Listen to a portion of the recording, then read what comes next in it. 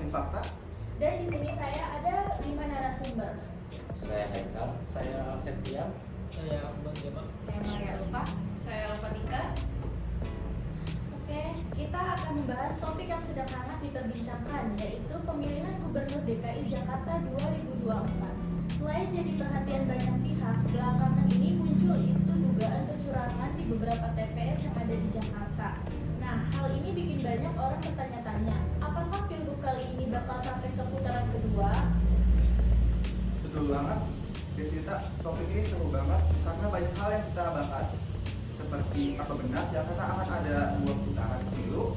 Terus apa yang bikin pasangan Pramono Anung dan Rano Karno unggul tipis, sampai mekanisme apa yang diterapkan untuk mencegah kecurangan.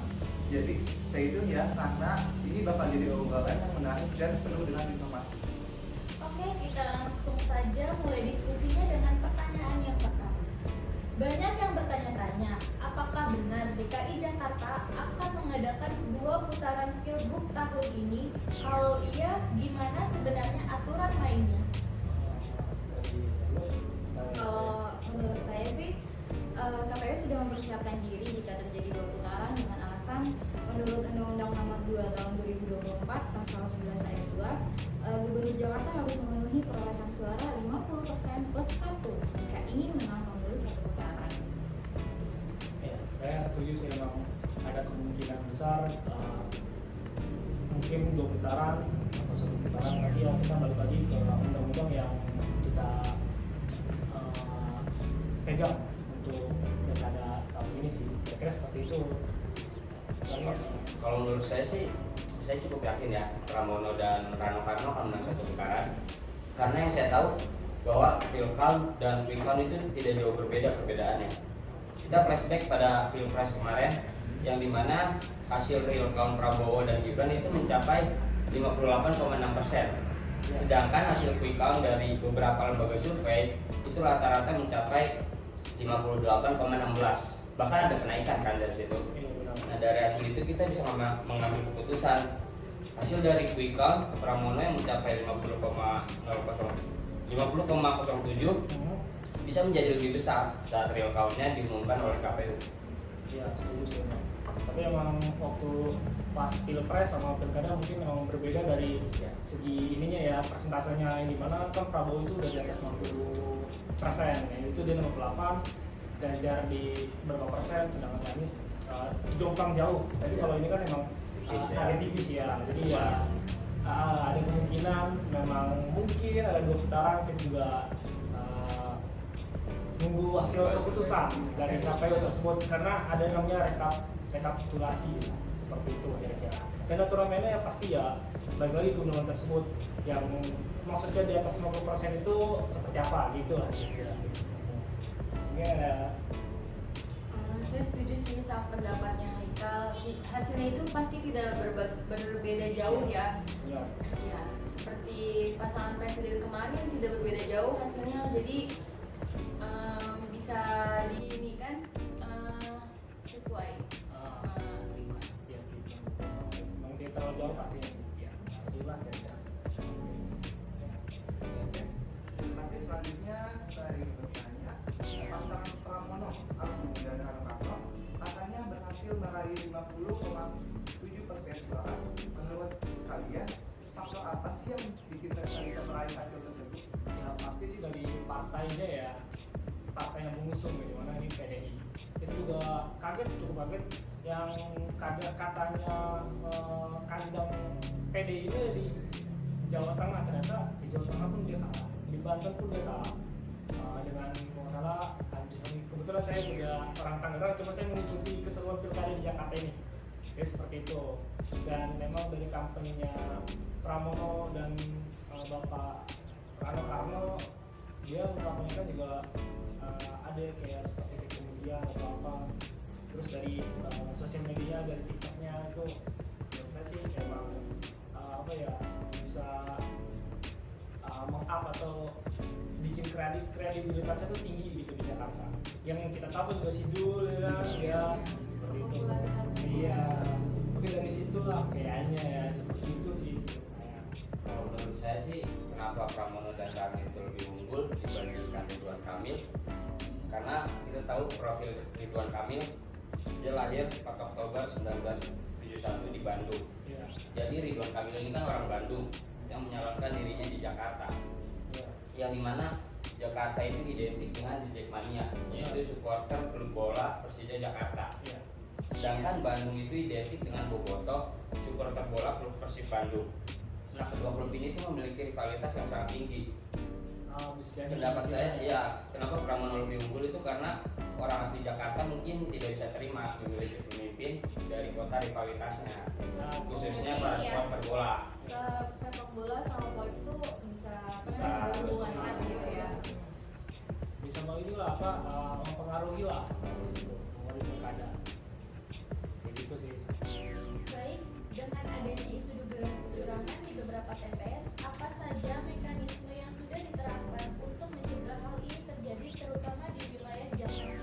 Kalau menurut saya sih harus berbenah ya dari apa namanya dari pihak panitia penyelenggaraannya, karena beberapa kita temui ya khususnya di TPS Pinang Ranti itu terjadi kecurangan di mana suara-suaranya itu sudah tercoblos oleh paslon oleh salah satu paslon lah ya kita tidak bisa Isunya sebutkan. ya. Dan menurut saya itu tidak profesional sebagai ketua KPPS nya atau mungkin panitia dari KPPS nya, karena tidak sesuai dengan DKPP nomor 2 tahun 2017 pasal 15 tentang profesionalitas dalam penyelenggaraan pilkada. Selain itu kan kita mungkin bisa melihat berita beberapa ada pembagian bansos H-1 dari pemilu gitu. Jadi kecurangan-kecurangan ini ternyata masih terjadi di masyarakat kita yang sebenarnya harusnya ini bisa untuk diakalin atau untuk dihilangkan. Menurut saya untuk menghindari kecurangan tentunya KPU menerapkan pengawasan berlapis melibatkan saksi, Bawaslu dan pemantau independen. Sistem informasi rekapitulasi atau Sirekap juga digunakan untuk digitalisasi penghitungan suara. Namun jika putaran kedua terjadi, pengawasan harus lebih ketat dan sangat mungkin diperlukan untuk memastikan kedua belah pihak bisa saling bersaing lah. Di sini ada yang ini, ada yang kemarin ikut jadi saksi atau jadi Oh iya, ada anggota yang KPPS. Ada. Ada yang jadi nggak? Kalau saya sih enggak Iya. ya. Sejauh ini mungkin belum. Oke, mungkin ada keinginan juga sih sebenarnya. Ada keinginan. Karena seru banget ya. Iya. Untuk menyaksikan dan turut ikut terjun langsung lah ya Iya, untuk melihat. secara jujur juga ya kita nggak boleh Pasti. Atau yang mau jadi pawaslu? Iya. Panwaslu, oke. Panwaslu. Panwaslu, apa saksi partai. Iya. Semoga nextnya kita ikut terjun ya. Iya, biar bisa Karena nambah lebih pengalaman juga. pengalaman experience-nya ya. Wah, menarik sekali nih. Nah, berikutnya bagaimana menurut kalian proses rekapitulasi suara akan mempengaruhi keputusan soal 1 atau 2 putaran Pilgub Jakarta 2024 ini? Nah, itu kan sebenarnya rekapitulasi itu emang sangat mempengaruhi pilkada ini. Jadi yang kita tahu keputusan rekapitulasi itu yang ini sekarang tanggal 7 Desember ini ya. Ya, jadi yang sudah saya dapat dari beritanya bahwa rekapitulasi yang udah hasilnya dari KPU itu bahwa pasangan Pramono dan Rano Karno unggul di 6 wilayah.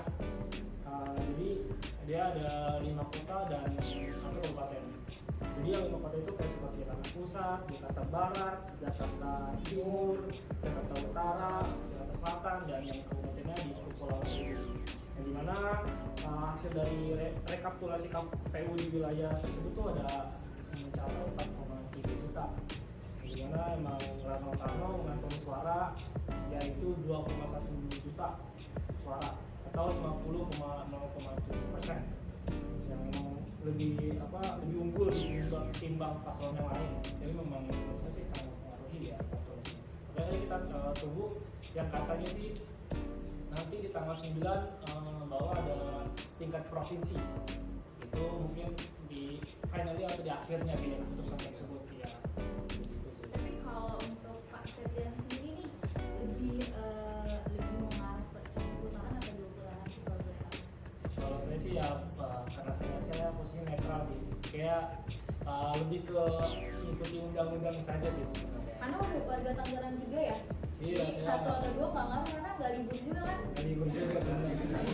Karena- libur itu nasional ya, semuanya kayak libur. Enggak dong. Kalau Iya, misalnya iya, 2 putaran iya. nih, misal 2 putaran. Jadi kan warga Jakarta bisa liburnya 2 kali, ya nggak? Oh, mungkin kerja kali ya. Iya, Iya, kerja. iya. Kerja maksudnya. Seperti itu ya. Benar. Cuman ya karena saya Tangerang jadi kabupaten gubernurnya beda. Jadi kemarin nyoblos nggak, Pak? Nyoblos dong.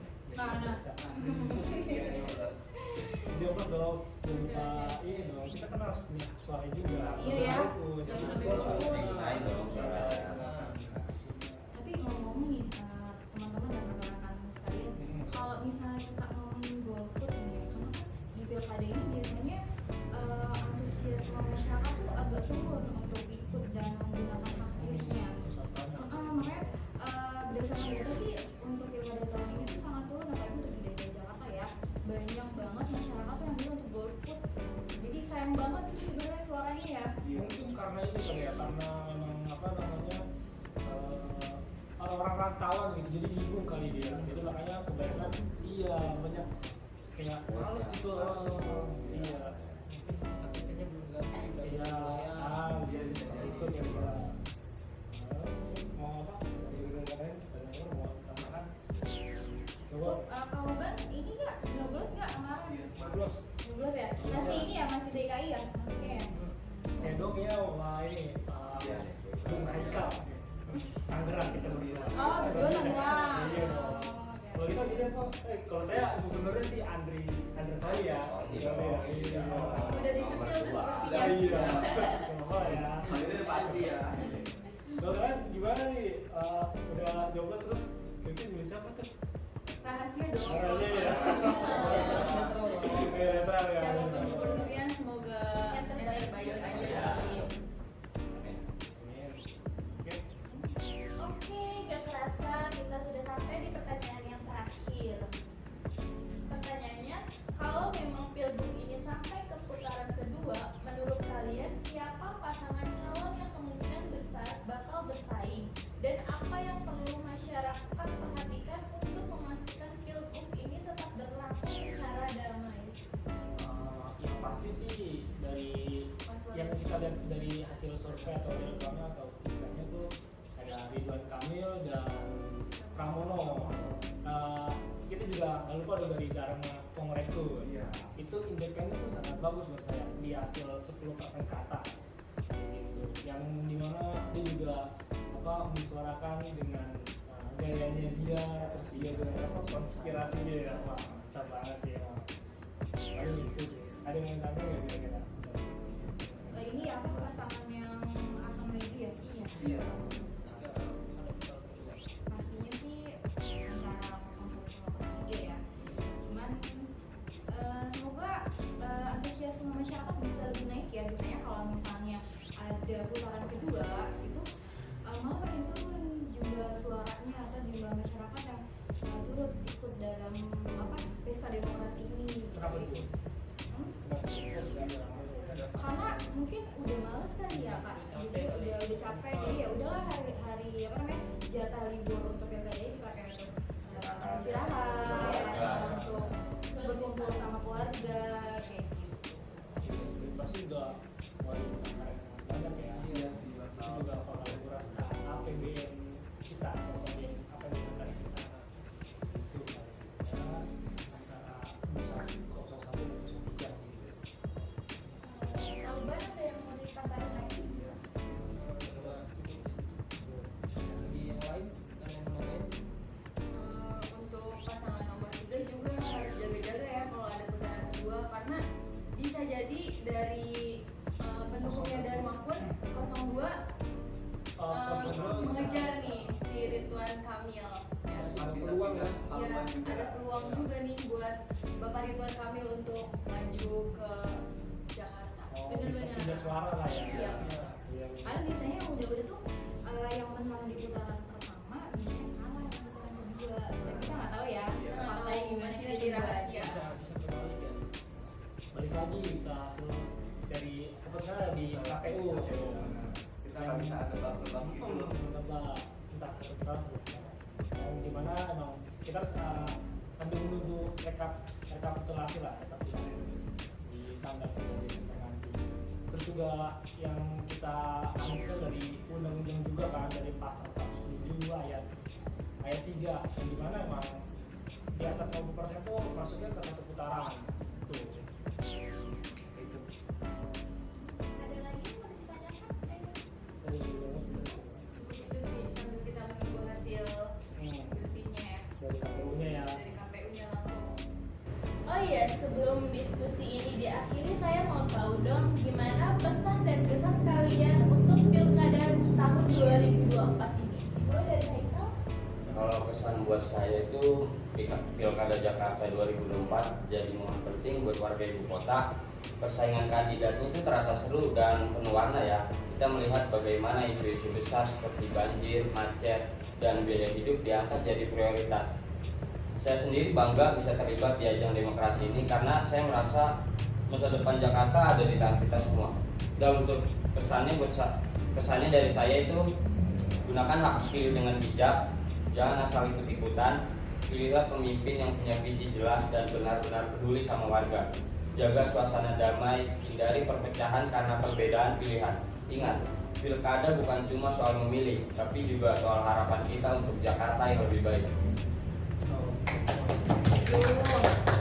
Kalau saya pesan dan kesannya untuk pilkada nanti misalnya di putaran kedua, yang saya mau sampaikan adalah saya berharap rakyat agar pilkada kita tuh aman, damai, dan demokratis. Itu aja sih. Kalau dari saya, jika tidak ada pemenang di putaran pertama, putaran kedua akan mempertemukan pasangan Pramono dan Ridwan Kamil. Pasangan Ridwan Kamil berada di posisi kedua dengan perolehan suara sekitar 39%. Berdasarkan hasil sementaranya, menjadikan mereka kompetitor utama. Walaupun harus mengeluarkan anggaran lagi untuk kampanye dan lain-lain, putaran kedua memberikan peluang bagi para kandidat untuk menarik dukungan dari pemilih pasangan lain yang dapat mengubah dinamika politik. Nah, pesan dari saya sih jangan golput ya. Jangan golput ya. Ya.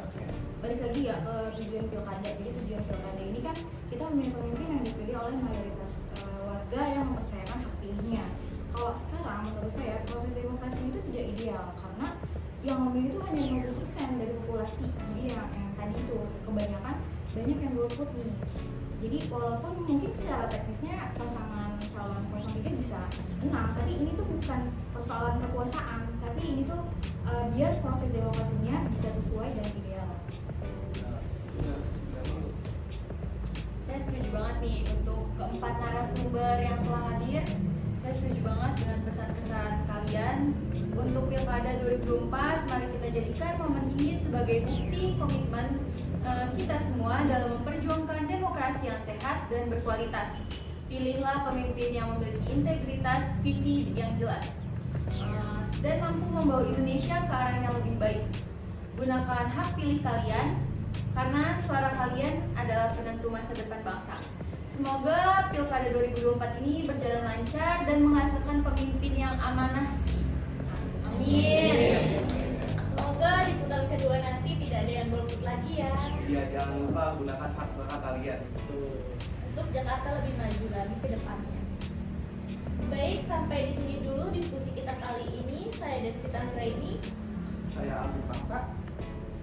Pamit undur diri, sampai jumpa di diskusi berikutnya. Selamat siang dan tetap semangat. Nah, Semangat. Nah, Golput guys.